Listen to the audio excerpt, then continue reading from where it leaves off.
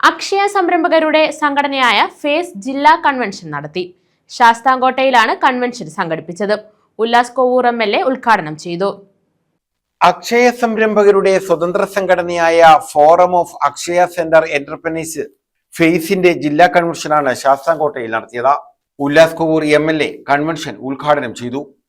എന്ന വലിയൊരു വിഷയം നമ്മുടെ മനുഷ്യ ജീവിതത്തെ ബാധിച്ചിരുന്ന കാലഘട്ടങ്ങളിൽ ആ ചുവപ്പ് നാടകയുടെ കുരുക്കഴിച്ചു കളയാൻ ഏറ്റവും ജനങ്ങളെ സഹായിച്ചത് അക്ഷയ സെൻ്ററുകൾ തന്നെയാണ്.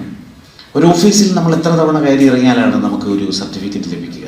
പക്ഷെ കൃത്യമായി സമയബന്ധിതമായി അത് പാവപ്പെട്ടവർക്ക്, സാധാരണക്കാർക്ക്, ഇത്തരം കാര്യങ്ങളിൽ അറിവില്ലാത്തവർക്ക് ഏറ്റവും സഹായകരമായ മനുഷ്യത്വപരമായ നിലപാട് അക്ഷയ സെൻ്ററുകൾക്കുണ്ട്.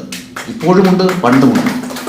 എന്നാൽ നിങ്ങളുടെ ലാഭം എത്ര എന്ന് ചോദിച്ചാൽ അത്ഭുതകരമാണ്. നിങ്ങൾ ചെയ്യുന്ന ജോലിക്കുള്ള വരുമാനം നിങ്ങൾ കിട്ടുന്നുണ്ടോ എന്ന് ചോദിച്ചാൽ അത് അത്ഭുതകരമാണ്. എങ്കിലും സർവീസാണ് നിങ്ങളുടെ മുഖമുദ്ര, അതിനാണ് ഫേസ്. അപ്പോൾ സേവന സന്നദ്ധരായി ബിസിനസ്സാണെന്ന് പറയാൻ കഴിയുമോ? കഴിയത്തില്ല. സേവനമാണെന്ന് പറയാൻ കഴിയുമോ? അതുമില്ല.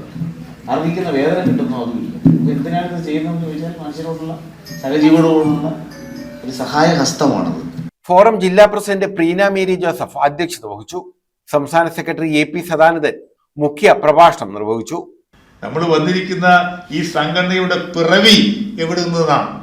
ഈ കുടുംബശ്രീ യൂണിറ്റുകൾക്ക് അക്ഷയ കൊടുക്കുന്ന സർക്കാരിന്റെ ഉത്തരവിനെതിരെ കോടതിയെ സമീപിക്കുന്നതിന് വേണ്ടി സംസ്ഥാന തലത്തിൽ അക്ഷയ സംരംഭകർ ചേർന്ന് ഉണ്ടാക്കിയ ഒരു വാട്സപ്പ് ഗ്രൂപ്പ്, കേസ് ഗ്രൂപ്പ്.